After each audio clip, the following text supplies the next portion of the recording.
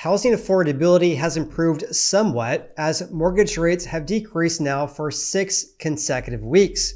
That decline, though, is going to save the average home buyer approximately $177 per month compared to the all-time record high that was set back in October. However, average payments are still higher compared to a year ago, up by about 15% because prices and rates are still higher today than they were about 12 months ago. Also, the number of new listings rose by 7% compared to a year ago, which is giving buyers more options of houses to choose from.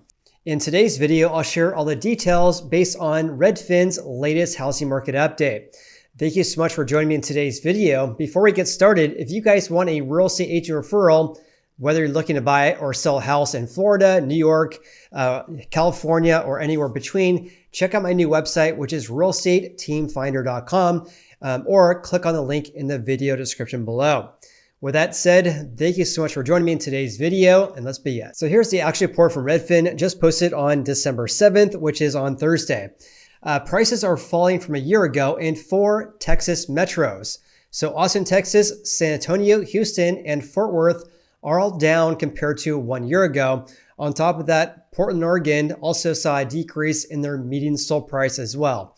Redfin is also predicting here that price declines will become more widespread in the new year. Home buying is becoming more affordable as rates continue decreasing. At the time of filming this video, rates are more or less at a 4-month low.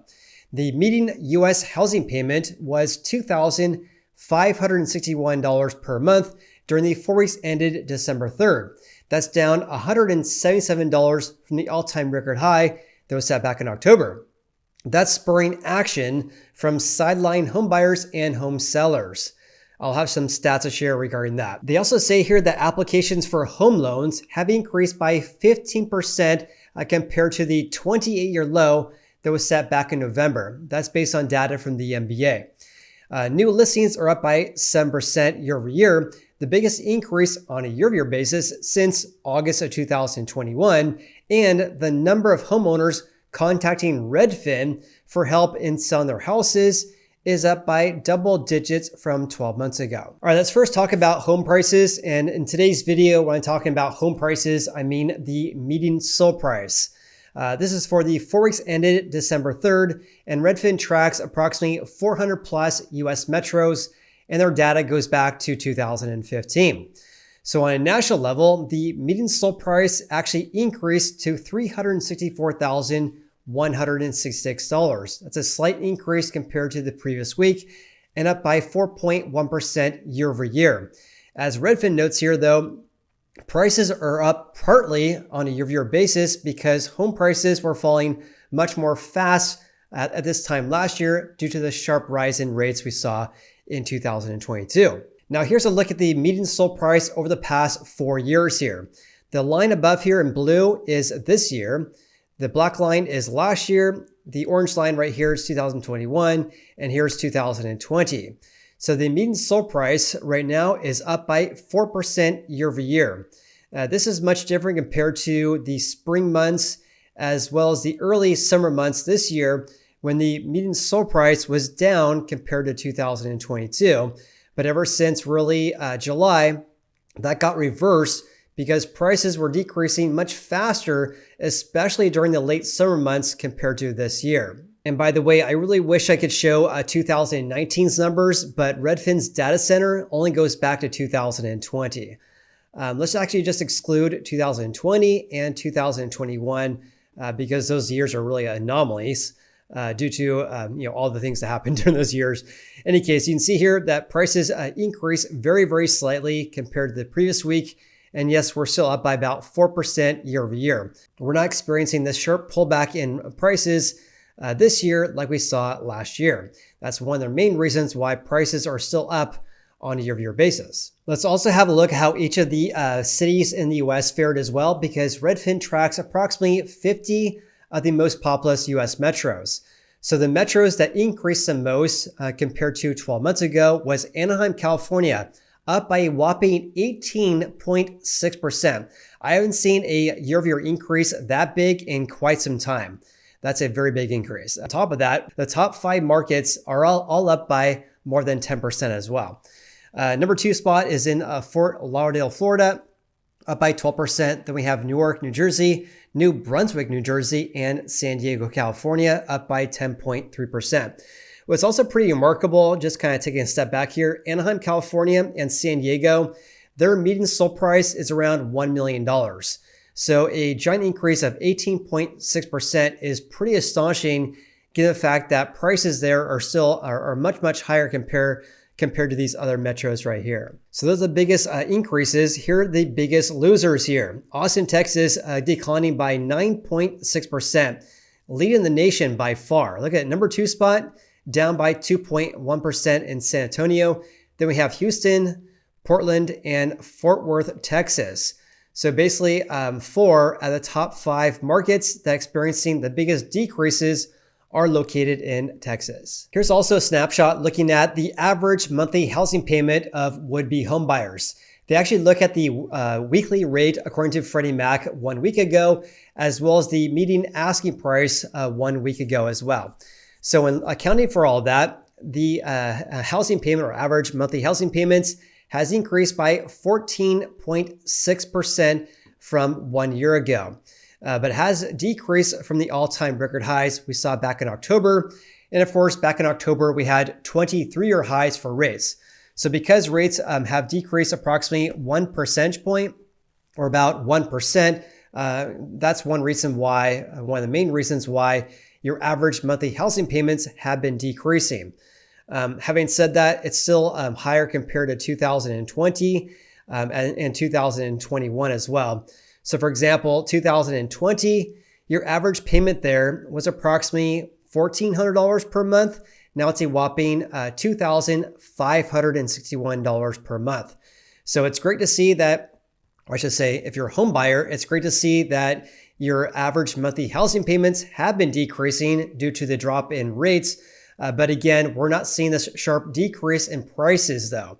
And in my opinion, in order to make housing more affordable in the long run, we need to see prices decrease. And in order to get there, we need to see supply surge. So speaking of the balance between supply and demand here, here's a look at pending home sales, new listings, as well as active listings. So a pending home sale is a measure of the amount of people who are getting their offers accepted. These are signed contracts between buyers and sellers of existing houses. New listings is when you list your home for sale. Active listings is the total number of houses actually for sale. So pending home sales decreased by 7.4% year over year, whereas new listings increased by 7.1%. It says here though, that was the biggest uptick in new listings since August of 2021. However though, the increase is partly due to the fact that new listings were falling big time at this time last year. So one would look at this and say, gosh, look at this. Demand is falling at 7.4% or decreasing by 7.4%, whereas new supply hitting the market increased by 7.1%. One can make the incorrect conclusion that demand is falling faster than new supply hitting the market here. And I mentioned that because here's a look at the graphs here. Let's look at new listings this year compared to last year. So new listings are up by 7.1% year over year, right? But what do you guys see here? New listings have been decreasing ever since really the summer months this year. We're seeing a seasonal decrease in new listings, whereas last year, new listings were basically falling off the map here. And also on top of that, new listings have been decreasing at the same clip compared to last year for the past several weeks here. So in other words, we're not seeing new listings increase, which of course would shock the housing market, causing prices to fall big time. But right now we're seeing more or less a seasonal decrease in the number of people who are deciding to list their houses for sale. Here's something you guys should be aware of though. Let's include 2020 as well as 2021. So right now, even though we're up by 7% year over year, we're actually getting very close to the same levels we saw in 2020 as well as 2021. So for the 4 weeks ended December 3rd, there's just over 61,000 new listings. Compare that to the same time frame in 2020 as well as 2021. there was around 73,000 new listings. So we're not too far off the levels we saw in 2020 and 2021, especially when you look at the summer months or late summer months this year. We had about 86,000 new listings for the 4 weeks ended August 20th, whereas back in 2020 at that time, we had just under 111,000 and 115,000 in 2021. So the gap between this year and 2020 and 2021 is actually getting more narrow here, which is great. But if you guys want to see a housing market crash, we need to see this line basically going straight up here. New supply outweighing any new demand that hits the market due to the increase in rates. That's just basic economics 101, right? In order to see prices decrease for anything, we need to see supply outweigh demand. And right now we're just seeing a seasonal decrease in new listings. But again, if new listings were shooting up, or if they do shoot up next year, that could be a recipe for disaster of our housing market. Let's also have a look at pending home sales as well, because just like in new listings, we're seeing a seasonal decrease in the number of active listings that got under contract with a home buyer. Of course, having said that, if you guys recognize here, we still have a very low level of the number of houses actually under contract compared to 2020 and 2021, when at that time there was approximately 95,000 pending listings. Now there's only 59,000. So I think it's pretty obvious here we have a decrease in demand due to an increase in rates. And on top of that, we also have a decrease of new listings due to the fact that rates are still very high as well. A lot of people have this lock-in effect in which they are not very incentivized to sell their houses and give up their historically low rates. Let's also discuss the number of active listings, or the number of houses for sale nationwide. It's around 853,000, but still lower compared to 12 months ago. 12 months ago, there's approximately 910,000 houses for sale. What also I found to be really interesting as well, let me just actually exclude 2020 and 2021 here, because the peak of inventory was really late in the season here. So inventory peaked according to Redfin right there. The 4 weeks ended November 12th this year, whereas inventory tends to peak in the late summer months, just like it did last year. And because we saw this late peak of inventory, that's because of a decrease in demand as it takes longer for houses to sell. And therefore, inventory was rising during the late summer and also the early fall months this year. Let's also have a look at how each of the 50 most populous metros fared as well regarding pending listings and new listings.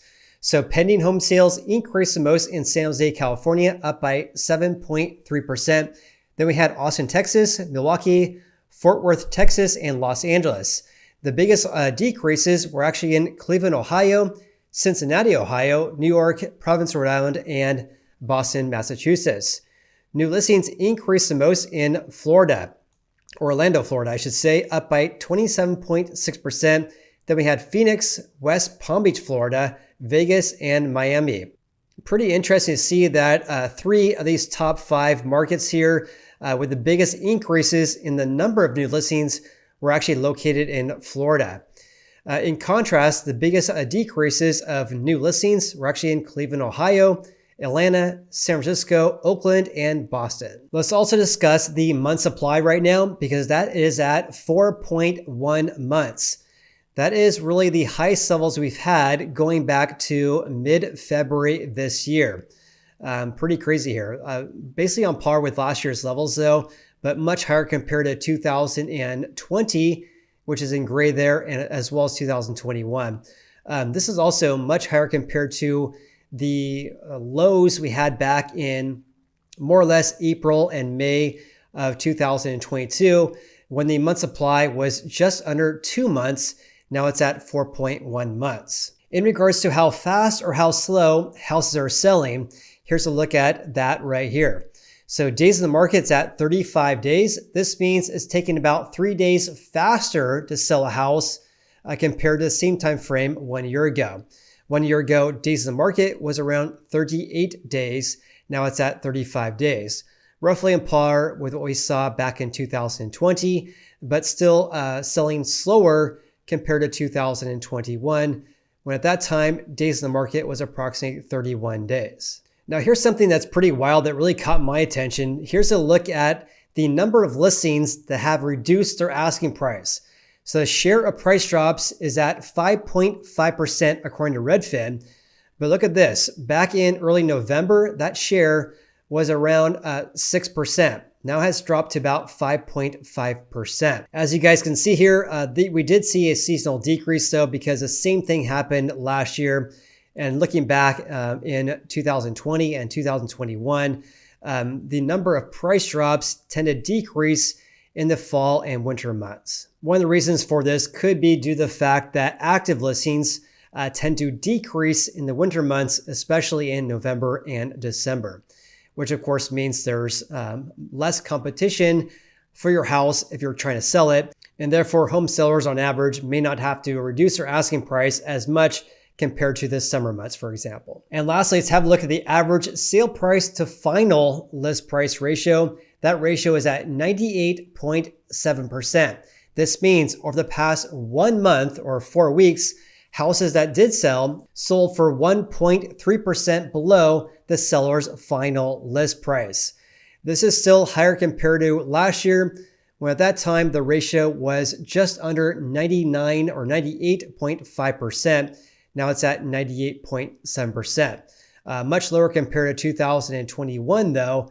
Back then, houses were selling over the seller's final list price. And with that said, please leave me a comment below with your biggest takeaways from today's video. Also, if you guys got any value out of this video whatsoever, then please hit the like button. I greatly appreciate that. Of course, appreciate you. Like and subscribe. Share this video on your social media as well. That really helps out the channel.